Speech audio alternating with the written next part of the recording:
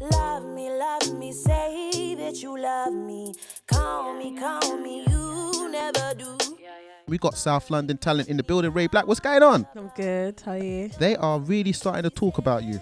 Yeah. Are you feeling that? Not really. No. I feel like I live in a bubble. Wow. I don't know whether that's a good or a bad thing. I kind of just I just make the music and then hang out with my friends. But is it something that you care about? Because there are some artists that I talk to and they like to be in that bubble. They like to not really hear whether it's good or bad. Yeah. Is that something that you're actually trying to do, not hear what people are saying? It's not purposeful, but I think it's probably for the best because you might lose the hunger maybe or then feel like it's time to chill and not really kind of work as hard as you would. So it's probably for the best, but it's not something I do purposefully. I think maybe because it's me, I don't feel it as much, but yeah, if it was like I was an onlooker, then maybe I'll be able to see it.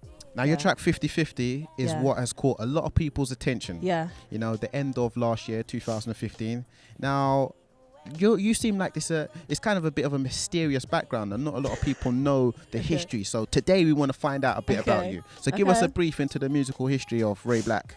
Well, I've been singing all my life really, as most people, but in my bedroom I kept it in there for most of it, and then last year I decided to drop my first kind of project, which was super amateur. It was like beats I ripped off of YouTube, and then I found somewhere to record, and then I put it on SoundCloud, and then we're here, and I've been like putting music out since last year.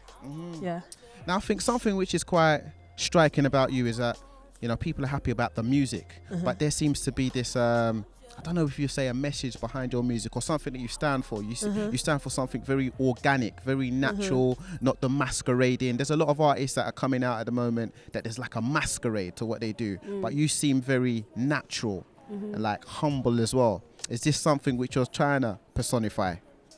I mean, my music, the stuff I write about it's about me, and it's about like my life or the people around me and the stuff they experience.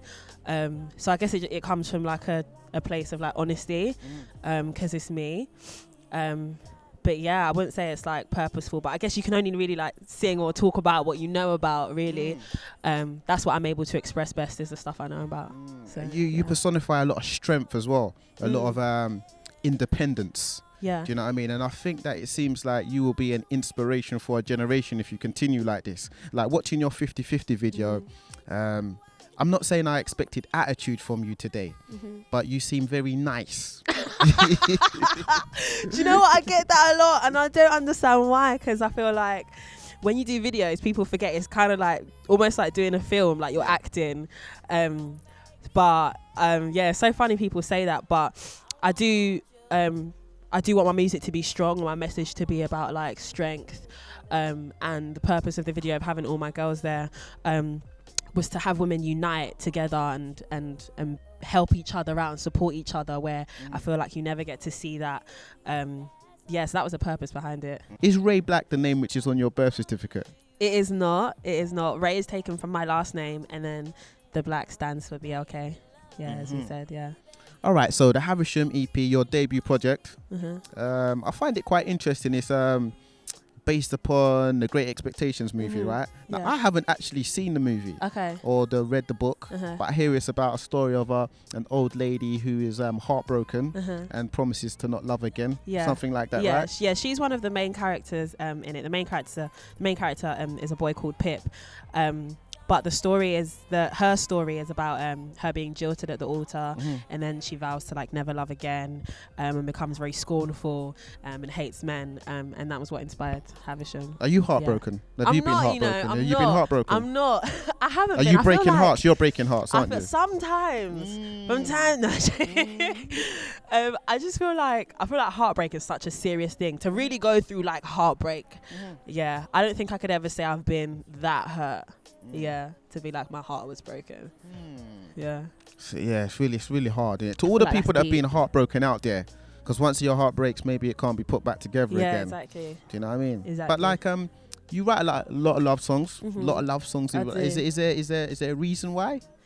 I think that's just the stuff that I connect with, and that's kind of just one of the main topics I like to speak on. And I feel like because a lot of my songs are from a female standpoint and connect with females, that is a subject that a lot of people can relate to. Love is like a universal language, so. Yeah. So at this point in time, you've written all your own material up to this point, right? Yeah. How do you feel about co-writing? Is that anything that's ever, is that I don't, an option that's ever come up? It could, I mean, I'd be up for that. I think I would be up for that because I'm all about learning from other people. So if you're able to join heads with someone else and make something amazing, I'm all about making the best thing possible.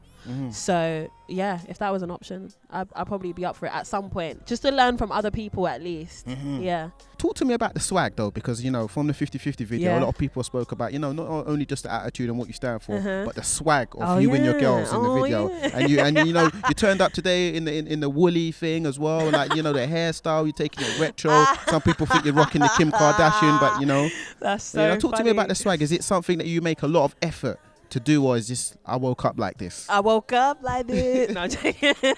Yeah, no, it's just how I dress. It's just how I dress. It's what's like comfortable or how I'm feeling. I'd say like style wise, I'm probably inspired by a lot of 90s rap or 90s like R&B. Like, you remember what J-Lo used to look like back in the day, or like Lil' Kim. Yeah, it's like Lil' Kim but more UK vibes. Is what I'm into, yeah. So you've drawn some comparisons. People like to do all this comparison stuff. I don't know how you feel about it, but the SZA comparisons have come up. SZA from TDE. I love her. How do you feel about that? How does that make you feel? I don't think there's a problem with it, because I think, especially if it's an artist that you like, someone that you admire, then I think it's a positive. It's like, you know, thank you for aligning me with someone that actually like I'm inspired by.